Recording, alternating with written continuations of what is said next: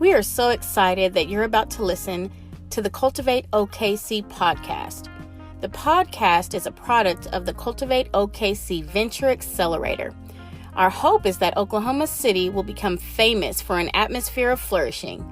We believe in a courageous and connected movement of entrepreneurs leading redemptive ventures will play an outsized role in that story. Today's episode is a chapter in that story. Now let's jump in.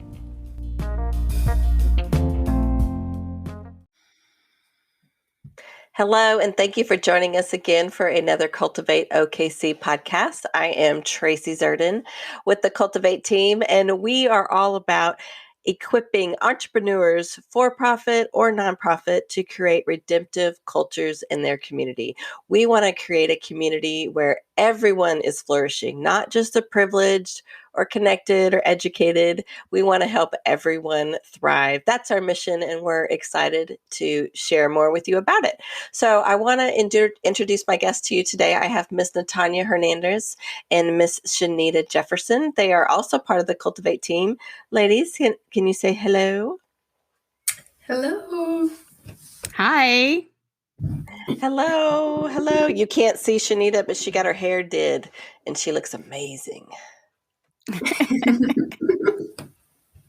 She's all shiny. They're always shiny and beautiful, but she's got extra shiny today. So we are usually highlighting our fellows on our podcast, but today we wanted to share a little bit more about what makes Cultivate unique. We are really privileged in Oklahoma City. We have a vast incubator and accelerator ecosystem here. My goodness, if you just went to the Startup Grind website, it would show you everybody, but a few to mention are Stitch Crew, OU Innovation Hub, G Beta is now here with Generator, Real Deal, True North, Builders and Backers is just getting started. They're partnering with Oklahoma City Chamber and the Inasmuch Foundation. And we met recently with a group out of Norman who has an incubator for middle school kids, which, come on, how much cooler does it get than that? And Francis Tuttle and Meridian, everybody's got some cool programs going. So why in the world, you might be asking yourself, why in the world did Cultivate get started? Do we need another one? Because each one serves their own niche, their own different section of the community. So we wanted to tell you a little bit about what makes us different, and what makes us shiny, just like Shanita's hair. What makes us shiny? So Shanita, since you're so shiny, I'm going to keep saying that, by the way. Tell us about the time commitment. What does that look like to be part of one of our cohorts? I just love you. Thank you so much. You're making me feel on top of the world today. Okay. You are. But the time commitment that we ask our fellows to commit to is similar to a semester of college. It is 16 weeks, and we meet 8 times during that 16 weeks. It's every other week. 4 times are full days, and then 4 times are half days. Okay, great. So 16 weeks, 8 different meetings. So what are some of the business topics that are discussed? So some of the business topics that are discussed are value proposition, scaling, leadership teams, pitch development, which the fellows pitch every time they meet with us. And so their pitches are really refined by the end. And then we also have nonprofit topics such as how to have a healthy board of directors, serving without hyperbole, creating rhythms of rest. And then we always cover a topic from the Rule of Life, which is, it was basically a resource gifted to us by our Praxis partner. And some of the topics for the Rule of Life are abundance, time, money, imagination, decision-making, power, and community.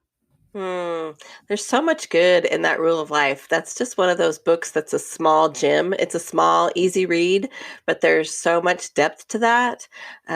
When you just read some of those topics, it just really struck me with power and how we choose to use our power to help other people, our resources, our leverages, our connections. That's just one tiny slice of the pie that is all the goodness in that book. So much great information there. Natanya, how many people from each venture can participate? So we have, like Shanita said, our cohort set up kind of like college semesters. And in each one of those, we can have a maximum of 12 ventures join us. And each of those ventures will have one lead person from their business or nonprofit. And so that'll be a CEO, executive, owner, whoever that will be. And then they can have another person that goes along with them through the cohort. So each venture could, in theory, have 2 people, and we would have up to 24 fellows in a cohort, but the limit is 12 ventures. Okay, great. Shanita, can you tell us what some desired outcomes would be when people graduate or complete our program? What's the ROI? What do they look to receive? Definitely, Tracy. It really, because we're such a culture of service and relationship, it really depends on the venture, because they're going to all have individual goals, and they come in with these, at different points in their venture. And so, some of the outcomes that we're looking at are like the need connection to possible capital, needed connection to possible capital. So we would have mentors that come in, and investors that come in, when we don't just kind of put that out there, but that's kind of one of our the sweet things about Cultivate is that we can literally kind of, because we have so many different cultivators and mentors, we can kind of you would say tailor each mentor to that need. So then we've got networking, business development, and again, the mentors are huge part of that. And then, we're here to help the fellows with whatever their current issues are. Again, so each of them will have, individual goals. And so to connect them with those resources is paramount. And that's how we accomplish the outcomes. I love how you said that we're here to serve them and whatever that looks like uniquely for those different ventures as they come in. And it changes sometimes, right? Sometimes they start with this idea, this is what I need, but through the process, they pivot a little bit. And also just connecting with them on a personal basis and just seeing, what do you need as a founder? We were investing in you, not just in your business, not just in your venture to be able to change your community, but what do you need? I love that that's one of our bases, because service is a big deal. Natanya, tell us about the role that mentors play. Yeah, so like Shanita kind of said, these mentors are a vital piece of how our cohorts run. What that looks like throughout a cohort is we will have about 24 mentors, because we have about 3 mentors per session. That's 8 sessions. So we have different topics throughout the sessions, and we will pick these mentors specifically based on what we are teaching for that day. And because of that, these mentors are picked because they are subject matter experts in what we're teaching. So if it's on value proposition, we're going to find 3 somebodies that are good at value proposition or pitch development, strategy, whatever it is. And so not only that, you have one-on-one time with these mentors, and then you also have their contact information forever. We are super excited to have these mentors, and they are super excited to be part of Cultivate as well.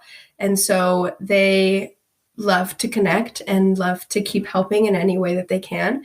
And so it's a really cool resource for our fellows to have throughout the cohort, is just to accumulate this network of mentors and people that have been through things that they haven't been through yet, and they can rely on them for good information and a solid network. I really enjoy hearing the stories when they come back and they say, oh my gosh, I connected with so-and-so and they helped me see this completely differently than I'd ever seen it before. Just the fact that that our mentors take the time to do that. They're not paid, right? I mean, they're volunteering their time to be part of the community. But then they continue to give back. They continue to connect. So that's one of our secret sauces, goes back to relationships. Shanita, tell us, what's the cost to be a part of Cultivate, and do they have access to capital by the end of our program? I know you kind of answered that a little bit, but yeah. Yeah. I mean, literally, it we are really blessed to have the partners that we have. We partner with Hobby Lobby because it does cost $15,000 for a venture to come through the program. But we only charge $2,500 per venture. If they come in with 2 individuals, then it's an extra $500, which would be $3,000.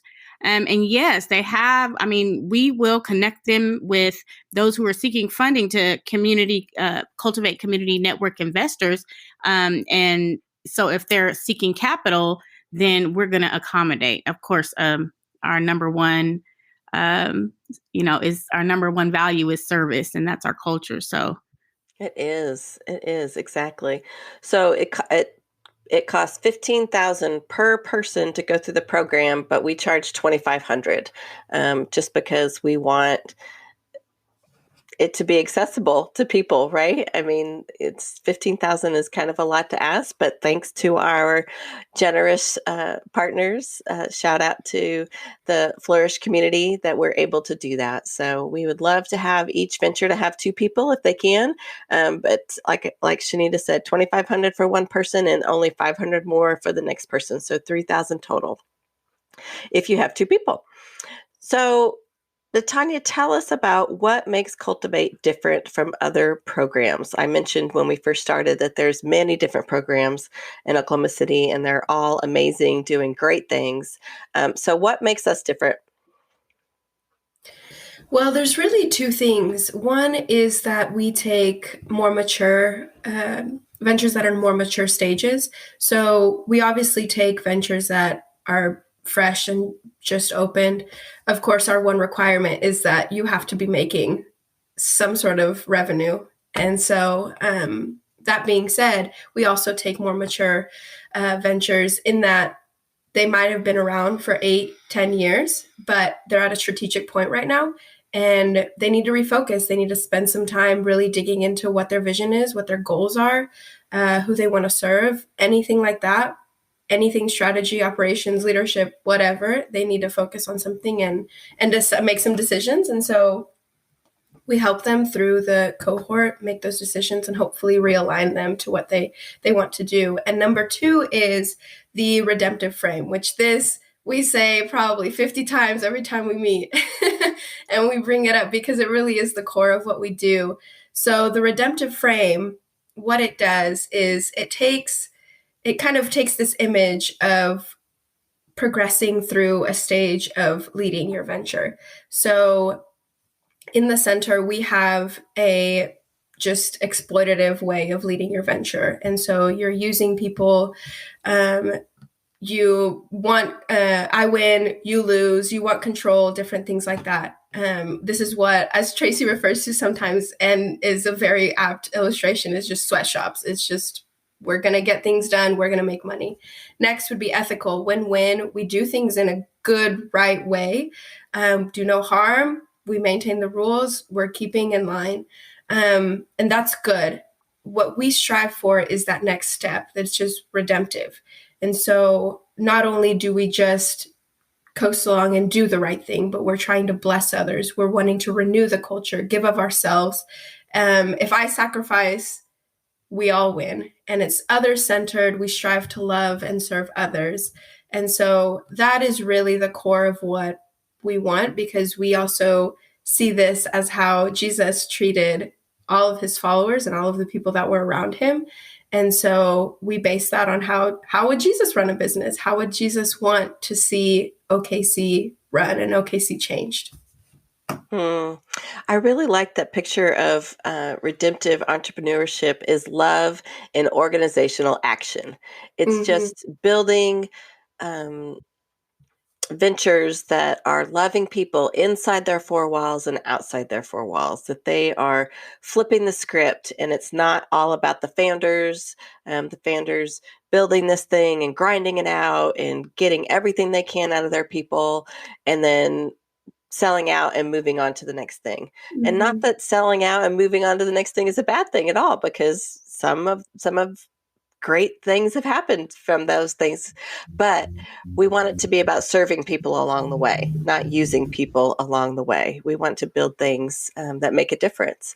Shanita mentioned our core values. One of our number one is serve. And we say that our core values are serve, equip, develop everyone. So we want to serve, equip, and develop anyone who comes through our program.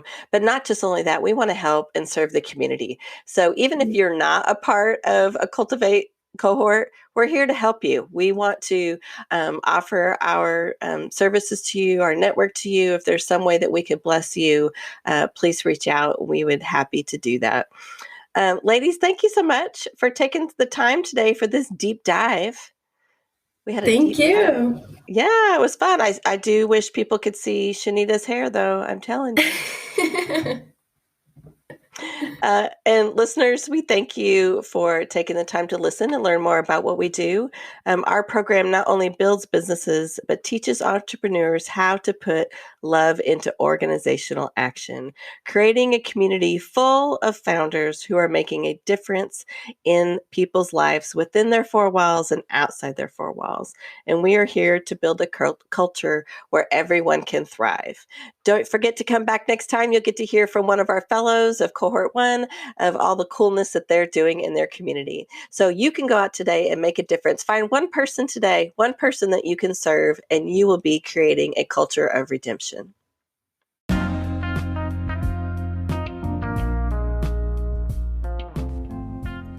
Thank you for joining us for another episode of the Cultivate OKC podcast. We are committed to helping everyone in OKC flourish, not just the privileged, connected, or credentialed, but everyone. That is why we exist, to nurture and multiply that movement. If you're an entrepreneur of a nonprofit or a for-profit and would like to learn more about the Cultivate Venture Accelerator, go to www.cultivate.city for more information. Don't forget to hit that subscribe button so you never miss an episode of Cultivate OKC.